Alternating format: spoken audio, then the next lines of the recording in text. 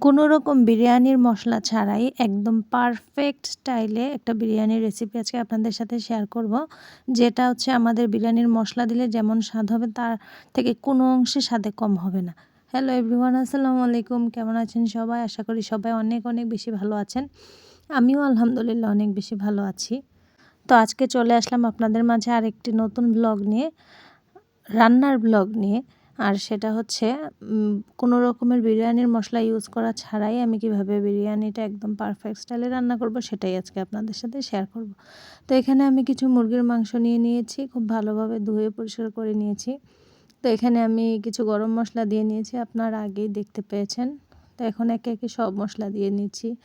আদা, রসুন, ধনিয়ার গুঁড়া, জিরার গুঁড়া, লাল মরিচের গুঁড়া। এখন দিয়ে দিচ্ছি হচ্ছে একটু লবণ।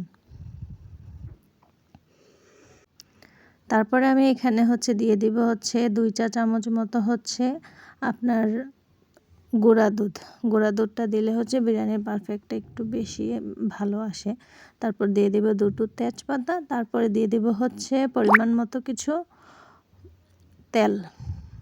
আপনারা আপনাদের পরিমাণ মতো নেবেন, যতটুকু মাংস নেবেন ওই অনুপাতে হচ্ছে তেল দিবেন। সেগুলো আমরা রান্না করি কমার বেশ সবাই জানি, সেজন্য আমি আর পরিমাণটা বললাম না। আমি এখানে 3 টেবিল চামচ পরিমাণ মতো তেল নিয়েছি। তো এখন আমি সবগুলো মশলার সাথে মাংসগুলোকে ভালোভাবে মিক্স করে নিব। ম্যারিনেটটা খুব ভালোভাবে করতে হবে। যত ভালোভাবে আপনি ম্যারিনেট করতে পারবেন তত কিন্তু আপনার মাংসের কিংবা যে কোনো কিছুরই মজা হয় হচ্ছে আপনার ম্যারিনেটের উপর। আমি এখন এটাকে ম্যারিনেট করে কিছুক্ষণ রেখে দেব। এবারে নিয়ে নিচ্ছি হচ্ছে আমি পোলাওর চাল। তো আমি আমার এই মেজারমেন্ট কাপে হচ্ছে 2 কাপ পোলাওর চাল নিয়ে নিব। দেখেন 2 কাপ পোলাওর চাল নিয়ে নিলাম। এখন হচ্ছে আমি আমার মাংসটা রান্না করতে চুলায় বসিয়ে দেব। আমি একটা কড়াই দিয়ে দিয়েছিলাম আগে, একটু গরম হওয়ার পর আমি সাথে সাথে হচ্ছে আমার মাংসটা কড়াইতে দিয়ে দিয়েছি। তো যে প্লেটটাতে আমি ম্যারিনেট করেছিলাম সেখানে একটু পানি দিয়ে একটু মাংসগুলোর সাথে দিয়ে দিয়েছি। এখন আমি কিছুক্ষণ নেড়ে চেড়ে ঢাকনা দিয়ে বসিয়ে দিয়ে যাব, মাংসটা কষাতে থাক। তো এ ফাঁকে আপনাদেরকে একটু বলে রাখি, আপনারা যারা যারা আমার ভিডিওটি দেখছেন তারা অবশ্যই আমার ভিডিওতে একটি লাভ রিয়েক্ট দিয়ে যাবেন, একটা কমেন্টস করে যাবেন, আর যদি সম্ভব হয় আপনাদের টাইমলাইনে একটু শেয়ার করে রাখবেন। তো আমি যেই মেজারমেন্ট কাপের 2 কাপ চাল নিয়েছিলাম ওই মেজারমেন্ট কাপেরই 4 কাপ পানি নিয়ে এখানে চুলাতে আগেই গরম করতে দিয়ে দিয়েছি। এখন হচ্ছে আমি আবারও মাংসটাকে একটু নেড়ে চেড়ে দিয়ে যাব। যে এমনভাবে একটু পরপরই নাড়তে হবে যেন তলানিল না লেগে যায়, মাংসটা যেন একটু না লেগে যায়। মাংস যদি আমাদের রান্না করার সময় নিচে লেগে যায় তখন কিন্তু আসলে মাংসটা আর মজা লাগে না, ওইরকমভাবে মজাটা থাকে না।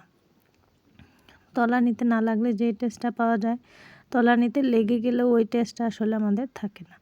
তো আমি একটু পরপরই এসে এসে নেড়ে দিচ্ছিলাম। আমি এখানে খুবই অল্প পরিমাণে দেখাচ্ছি, আমি বাস্তবে আরও অনেকবারই এসে নেড়ে চেড়ে দিয়ে গিয়েছিলাম। তো এই পর্যায়ে আমি হচ্ছে একটু টমেটো সস দিয়ে দিব। টমেটো সসটা দিলে হয় কি মাংসের স্বাদটা কিন্তু নর্মাল থেকে আর একটু বেশি পরিমাণে পাওয়া যায়। একটু টমেটো সস আর একটু দিয়ে দেব হচ্ছে সয়া সস। খুবই সামান্য পরিমাণে দিব, বেশি পরিমাণে দিব না। তো এখন আমি হচ্ছে পোলাওর চালগুলো রান্না করে নিচ্ছি। তো সেই জন্য আমি এখানে তেল দিয়ে হচ্ছে পেঁয়াজগুলোকে দিয়ে দিয়েছি। পেঁয়াজগুলো ভেজে আমি এখানে আর কোনো রকমের মশলা ইউজ করব না, যা ইউজ করার আমি মাংসের মধ্যে ইউজ করে ফেলেছি। এখানে শুধু আমি পেঁয়াজগুলো ভেজে চালগুলো দিয়ে দেবো, ব্যাস এতটুকুই হচ্ছে আমার কাজ। আর বাকি যাবতীয় যা মশলা সব আমি কিন্তু মাংসের মধ্যে দিয়ে নিয়েছি, এখানে আর এক্সট্রা কোনো রকমের মশলা ইউজ করতে হবে না। এই যে দেখেন আমি একটু চালগুলাকে ভেজে নিব, একটু লাল লাল করে ভাজার চেষ্টা করবেন, তাহলে কিন্তু আপনার পোলাওটা একদম ঝরঝরা হবে। আপনার পোলাওটা ভাজার ওপর কিন্তু নির্ভর করে আপনার বিরিয়ানিটা কীরকম ঝরঝরে হবে না কীরকম হবে। এই যে দেখেন আমি অফ ক্যামেরায়, আসলে আমার ক্যামেরাটা অন ছিল না, আমি ভুলে গিয়েছিলাম, অফ ক্যামেরায় আমি হচ্ছে পোলাওগুলোর সাথে মাংসটা মিক্স করে নিয়েছিলাম। এখন পোলাওর চালগুলোর সাথে মাংসগুলোকে আমি ভালোভাবে নেড়েচেড়ে মিক্স করে নিচ্ছি। এখন আমি ওই যে আগে থেকেই পানি গরম করে রেখেছিলাম ওই পানিটা এখন এখানে দিয়ে দিচ্ছি। যাদের অনুমান একদমই ঠিক নেই তারা কিন্তু এই পদ্ধতিতে পানিটা ইউজ করতে পারেন।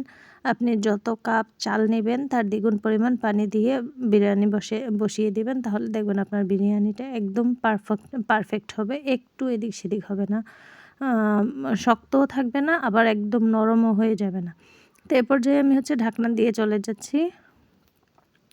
তো এই যখন এগুলো একটু এই যে পানিটা বলক আসা শুরু করবে, তখন আমি এর উপরে কিছু কাঁচামরিচ ছিটিয়ে দেব একটু ঘ্রাণ আসার জন্য। কাঁচামরিচ ছিটিয়ে দিয়ে এখন আমি ঢাকনা দিয়ে দমে দিয়ে দেব। ঠিক 1 ঘন্টা পরে আমি আমার দম থেকে উঠাবো আমার বিরিয়ানি। দেখেন আমার বিরিয়ানি একদম রেডি।